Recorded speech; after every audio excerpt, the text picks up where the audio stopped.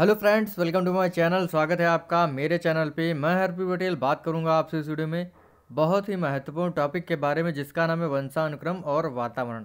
English में जिसे heredity और इन्वायरमेंट कहते हैं। देखिए, ये ऐसा चैप्टर है, ये सीटेट एग्ज़ाम और टेट एग्ज़ाम सभी के लिए बहुत ही महत्वपूर्ण है।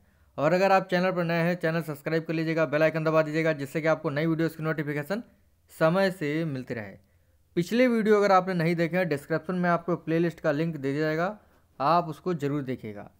बाल विकास की टॉपिक वाइज हम लोग तैयारी कर रहे हैं सीटेट के लिए, तो जुड़े रहिए और अच्छे से तैयारी करते रहिए। देखिए, टेलीग्राम ग्रुप से जुड़ जाएंगे तो आपको मैं जो पढ़ा रहा हूँ उसका PDF मिल जाएगा। तो टेलीग्राम ग्रुप का लिंक आपको डिस्क्रिप्शन में दे दिया जाएगा, आप उससे जुड़ करके PDF प्राप्त कर सकते हैं। तो शुरू करते हैं आज का टॉपिक, वंशानुक्रम और वातावरण। वंशानुक्रम क्या होता है? एक पीढ़ी से दूसरी पीढ़ी में शारीरिक और मानसिक गुणों का जाना या हस्तांतरण ही वंशानुक्रम कहलाता है। यानी बहुत से ऐसे गुण होते हैं जो आपको अपने माता पिता से प्राप्त होते हैं। तो जैसे वो शारीरिक भी हो सकते हैं और मानसिक गुण भी हो सकते हैं। तो एक पीढ़ी से दूसरी पीढ़ी में शारीरिक और मानसिक गुणों का जाना या हस्तांतरण ही वंशानुक्रम कहलाता है। वंशानुक्रम का निर्धारण गुणसूत्र में उपस्थित जीन्स करते हैं, पितृक करते हैं। ठीक है, जीन्स को हिंदी में पितृक कहते हैं। वंशानुक्रम की प्रक्रिया में सबसे पहले अंडाणु, शुक्राणु, फिर युग्मनज, फिर ब्लास्टोसिस्ट आता है। ठीक है, इस प्रक्रिया को आप लोग ध्यान रखिएगा, एग्जाम में पूछ लेता है। ठीक है, कि वंशानुक्रम की प्रक्रिया में कौन सा क्रम सही है। तो सबसे पहले अंडाणु, शुक्राणु, फिर उसके बाद युग्मनज, फिर ब्लास्टोसिस्ट आता है। देखिए, गुणसूत्रों की जो संख्या होती है वो 23 जोड़ी होती है। जोड़े में गुणसूत्रों की संख्या होती है 23 और वैसे होती है 46। देखिए, XX गुणसूत्र जो होता है वो लड़की को प्रदर्शित करता है। XX गुणसूत्र जो है वो लड़की को प्रदर्शित करता है। यानी अगर XX गुणसूत्र मिलेगा तो बेबी गर्ल होगा, यानी जो बच्चा पैदा होगा वो लड़की होगी। और XY गुणसूत्र वाला जो होता है वो लड़का होता है। देखिए, जीन के दो समूह होते हैं, एग्जाम में इन पर काफ़ी बार प्रश्न पूछा जाता है। जीन के दो समूह होते हैं, जीनोटाइप और फिनोटाइप। जीनोटाइप क्या होता है? देखिए, जीनोटाइप ऐसे आनुवंशिक गुण होते हैं जो प्रत्यक्ष रूप से हमें नहीं दिखाई देते हैं। ठीक है, और जीनोटाइप ऐसा आनुवंशिक गुण है जो मनुष्य को मनुष्य बनाता है। ठीक है, और फिनोटाइप क्या होता है? ऐसे आनुवंशिक गुण जो हमें प्रत्यक्ष रूप से दिखाई देते हैं, जैसे आंखों का रंग, बालों का रंग और लंबाई चौड़ाई आपके शरीर की। ठीक है, तो जीनोटाइप क्या है? ऐसे गुण होते हैं इसमें आनुवंशिक जो प्रत्यक्ष रूप से नहीं दिखाई देते हैं। ठीक है, लेकिन फिनोटाइप ऐसे आनुवंशिक गुण होते हैं जिसमें ये प्रत्यक्ष रूप से दिखाई देते हैं, जैसे आंखों का रंग है, बालों का रंग है, शरीर की लंबाई है, शरीर की चौड़ाई है। तो ये क्या होता है? ये होता है फिनोटाइप। तो इस चीज़ को आप लोग ध्यान रखिएगा, एग्जाम में पूछ लेता है कि आंखों का रंग किससे संबंधित है, फिनोटाइप या जीनोटाइप? तो किससे संबंधित है? फिनोटाइप से। ठीक है, तो आप समझ गए होंगे, ये बहुत ही महत्वपूर्ण पॉइंट है, इनको आपको एकदम रट लेना है। देखिए, अब जानेंगे वंशानुक्रम के नियमों के बारे में। देखिए, पहला नियम है इसमें समानता का नियम, कि जैसे माता पिता होते हैं वैसे उनके बच्चे होते हैं। समानता का नियम यही कहता है कि जैसे माता पिता होते हैं वैसे उनके बच्चे होते हैं। लंबे माता पिता के बच्चे लंबे, काले माता पिता के बच्चे काले। तो ये नियम ये कहता है। तो नियम है दूसरा हमारा विभिन्नता का नियम। इस नियम के अनुसार बालक अपने माता पिता के बिल्कुल समान नहीं होते हैं।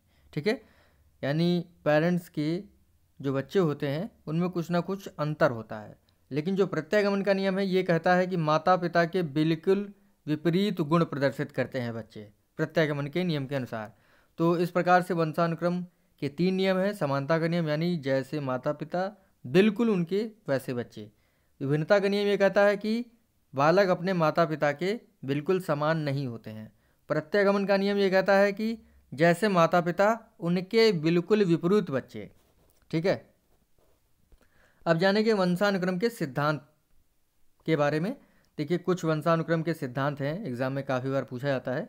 तो पहला सिद्धांत है इसमें बीज कोष की निरंतरता का सिद्धांत। ये सिद्धांत जो है ये बीजमैन ने दिया है। इन्होंने बताया कि बच्चे को जन्म देने वाला बीज कोष कभी नष्ट नहीं होता है, वह पीढ़ी दर पीढ़ी चलता रहता है। जो बच्चे को जन्म देने वाला बीज कोष है वो कभी नष्ट नहीं होता है और ये पीढ़ी दर पीढ़ी चलता रहता है। ये किसने कहा है? बीजमैन ने। अगला सिद्धांत है उपार्जित गुणों के असंचरण का नियम। असंचरण मतलब हस्तांतरण नहीं होना। तो उपार्जित गुणों के असंचरण का नियम दिया है बीजमैन ने। तो लिखा है अर्जित गुणों का एक पीढ़ी से दूसरी पीढ़ी में ना जाना, ये होता है उपार्जित गुणों के असंचरण का नियम। यानी एक पीढ़ी के जो गुण हैं वो दूसरी पीढ़ी में नहीं जाते हैं। जैसे मान लीजिए मैं बाल विकास काफ़ी अच्छी पढ़ाता हूँ, ठीक है, ज़रूरी नहीं है कि वो मेरे बच्चे में भी जाए। यानी हमने उपार्जित किया है, यानी अर्जित किया है कि हमें बाल विकास अच्छी आती है, तो ज़रूरी नहीं है मेरे बच्चों को भी अच्छी बाल विकास आएगी। तो उपार्जित गुणों के असंचरण का नियम यही कहता है, जो कि बीजमैन ने दिया है, कि एक पीढ़ी से दूसरी पीढ़ी में गुणों का हस्तांतरण नहीं होता है। लेकिन तीसरा नियम है इसमें उपार्जित गुणों के संचरण का नियम, ये दिया है लैमार्क ने। इन्होंने बताया है अर्जित गुणों का पीढ़ी दर पीढ़ी संचरण होता रहता है। जैसे घास के मैदान में पहले जो जिराफ चरता था, मतलब घास चरता था, तो जब घास खत्म हो गई तो वो पेड़ों की टहनियों को जो है खाने लगा। तो पहले तो जिराफ की जो गर्दन थी वो छोटी थी, लेकिन टहनियाँ काफ़ी ऊंचाई पर थी, जिसकी वजह से उसकी गर्दन लंबी हो गई, ठीक है। और देखा गया कि जब भी उसके बच्चे पैदा होते हैं तो लंबी गर्दन वाले पैदा होते हैं। तो लैमार्क कहते हैं कि अर्जित गुण भी पीढ़ी दर पीढ़ी संचरण करते हैं। तो उपार्जित गुणों के संचरण का नियम लैमार्क ने दिया है।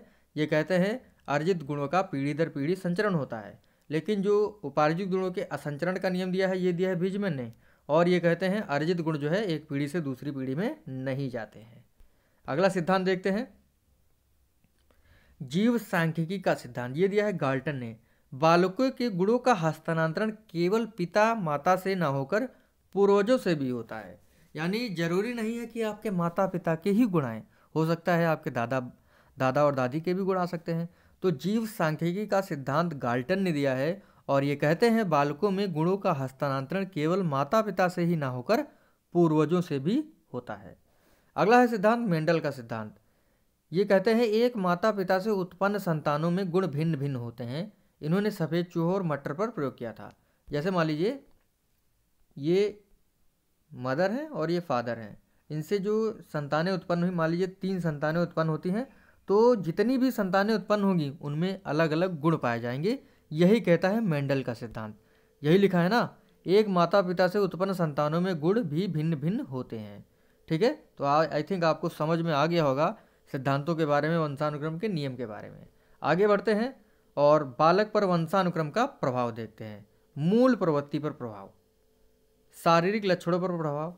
देखिए मूल प्रवृत्तियाँ, जो वंशानुक्रम होता है, जो मूल प्रवृत्तियाँ उनके पेरेंट्स में होती हैं, तो वो हो सकता है उनके बच्चों में भी हों। तो मूल प्रवृत्तियाँ जो होती हैं, जैसे क्रोध है, लड़ने की इच्छा है, ठीक है, भागने की इच्छा है, भय से भागने की इच्छा है, तो ये मूल प्रवृत्तियाँ हो सकता है उनके बच्चों में भी हो सकती हैं। शारीरिक लक्षणों पर प्रभाव, देखिए वंशानुक्रम जो है हेरिडिटी है, वो शारीरिक लक्षणों पर भी प्रभाव करते हैं। जैसे हो सकता है कि माता पिता लंबे हैं तो उनके बच्चे भी लंबे हैं, अगर माता पिता की एवरेज हाइट है तो उनके बच्चे भी एवरेज हाइट के होंगे, और हो सकता है माता पिता काले हैं तो बच्चे भी काले होंगे। तो शारीरिक लक्षणों पर भी वंशानुक्रम का प्रभाव पड़ता है। सामाजिक स्थिति का प्रभाव भी जो है वंशानुक्रम पर पड़ता है। चरित्र पर प्रभाव, जैसे माता पिता का चरित्र होगा वैसे बच्चों का भी होगा। महानता पर प्रभाव, जैसे अगर उनके बच्चे महान होंगे, मतलब माता पिता भी अगर महान होंगे, तो वंशानुक्रम के हिसाब से वो भी महान बनने की कोशिश करते हैं। जैसे कह सकते हैं महात्मा गांधी जी थे, तो उनके जो वंशज होंगे, जो उनके वंशज होंगे, वो भी महान होने के लिए प्रेरित होंगे। तो महानता पर भी प्रभाव पड़ता है। देखिए ज़्यादा महत्वपूर्ण नहीं है। और वृद्धि पर प्रभाव, वंशानुक्रम जो है वृद्धि पर भी प्रभाव पड़ता है। जैसे मैंने आपको बताया है कि जिस हिसाब से पेरेंट्स की वृद्धि हुई होगी, उसी हिसाब से उनके बच्चे भी बढ़ेंगे। तो ये होता है बालक पर वंशानुक्रम का प्रभाव। आगे बढ़ते हैं, देखते हैं वातावरण को। वातावरण को नहीं, परिभाषाएं देख लेते हैं वंशानुक्रम की, एग्जाम में जो पूछी जाती हैं काफ़ी बार। देखिए पहली परिभाषा है वुडवर्थ की। वुडवर्थ ने कहा है वंशानुक्रम में वे सभी बातें आ जाती हैं जो जीवन के आरंभ करते समय, जन्म के समय नहीं वरन गर्भाधान के समय, जन्म से लगभग 9 माह पूर्व व्यक्ति में उपस्थित थीं, ठीक है। इस चीज़ को आप लोग ध्यान रखिएगा। यानी वंशानुक्रम में वे सभी बातें आ जाती हैं जो जीवन का आरंभ करते समय, जन्म के समय नहीं वरन गर्भाधान के समय, गर्भ में, जन्म से लगभग 9 माह पूर्व व्यक्ति में उपस्थित थी, ठीक है। वो होता है वंशानुक्रम। अगली परिभाषा है डगलस एवं हाइलैंड की। एक व्यक्ति से वंशानुक्रम में वे सभी शारीरिक बनावटें, शारीरिक विशेषताएं, क्रियाएं या क्षमताएं सम्मिलित रहती हैं जिनको वह अपने माता पिता, अन्य पूर्वजों या प्रजाति से प्राप्त करता है। ज़्यादा महत्वपूर्ण परिभाषा नहीं है। अगली परिभाषा महत्वपूर्ण है, रूथ बेनेडिक्ट की। ये कहते हैं वंशानुक्रम माता पिता से संतानों को प्राप्त करने वाले गुणों का नाम है। वेरी वेरी इंपॉर्टेंट परिभाषा है ये, ठीक है। इस चीज़ को आप लोग याद रखिएगा। बाकी PDF जो है टेलीग्राम ग्रुप से मिल जाएगी, जरूर जुड़ जाइएगा, आपको मज़ा आएगा पढ़ते हुए। अगली परिभाषा है जेम्स ड्रेवर की। ये कहते हैं माता पिता की शारीरिक एवं मानसिक विशेषताओं का संतानों में हस्तांतरण हो रहा ही वंशानुक्रम है। वेरी वेरी इंपॉर्टेंट परिभाषा है। अगली परिभाषा है जिसबर्ट की। ज़्यादा महत्वपूर्ण नहीं है, फिर भी देख लेते हैं।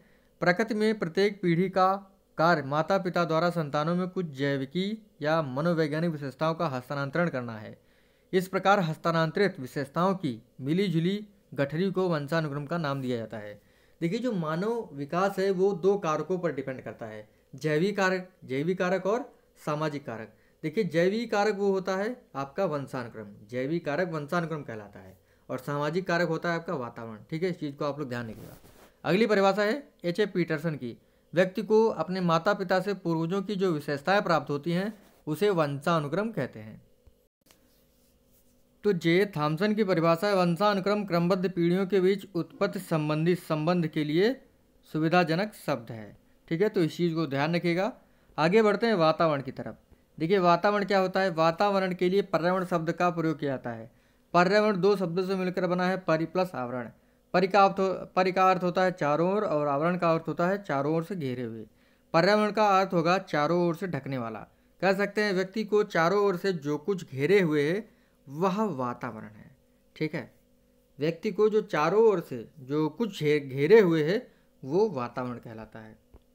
देखिए, एक पॉइंट आता है प्रकृति बनाम पोषण, नेचर वर्सेस नर्चर। तो देखिए, प्रकृति क्या होती है? प्रकृति देखिए फिक्स्ड होती है, कोई चेंज नहीं होता इसमें। तो प्रकृति जो है वो आनुवांशिकता होती है। नर्चर डायनेमिक होती है, यानी ये चेंजेबल होता है, ये चेंज हो जाता है। वातावरण जो है चेंज हो जाता है। तो नर्चर जो है वो वातावरण होता है, यानी प्रकृति जो है वो आनुवांशिकता है और पोषण जो है वो आपका वातावरण है। एग्जाम में पूछा जाता है कि प्रकृति और पोषण से क्या मतलब है आपका? तो प्रकृति मतलब होता है आनुवांशिकता, और पोषण जो होता है वो होता है वातावरण। यानी नेचर जो होता है वो फिक्स्ड होता है, उसमें कोई चेंज नहीं कर सकते हैं, ठीक है। और नर्चर यानी वातावरण में आप चेंज कर सकते हैं। वुडवर्थ कहते हैं विकास और आनुवंशिकता, विकास जो है वो आनुवंशिकता और वातावरण का गुणनफल है। डी मतलब डेवलपमेंट बराबर हेरिडिटी इनटू इन्वायरमेंट, ठीक है। इस चीज़ को आप लोग ध्यान रखिएगा।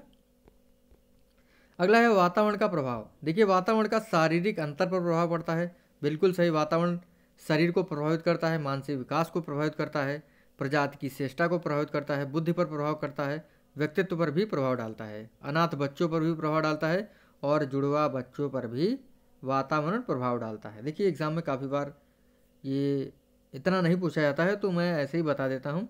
देखिए, वातावरण जो है शारीरिक, शरीर पर भी प्रभाव डालता है। देखिए, आप भारत देश में रहते हैं, और देखिए उत्तर भारत में लोग जो है ज़्यादा काले नहीं होते हैं जितना दक्षिण भारत में होते हैं। तो वातावरण जो है वो शारीरिक स्ट्रक्चर पर भी प्रभाव डालता है। मानसिक विकास, जहाँ पे गर्मी ज़्यादा होती है वहाँ पर जो लोग हैं ज़्यादा चिड़चिड़े होते हैं, ठीक है। और जहाँ पर जो है कूल एकदम प्लीजेंट मौसम होता है वहाँ पर जो है उनका मानसिक विकास अच्छे से होता है।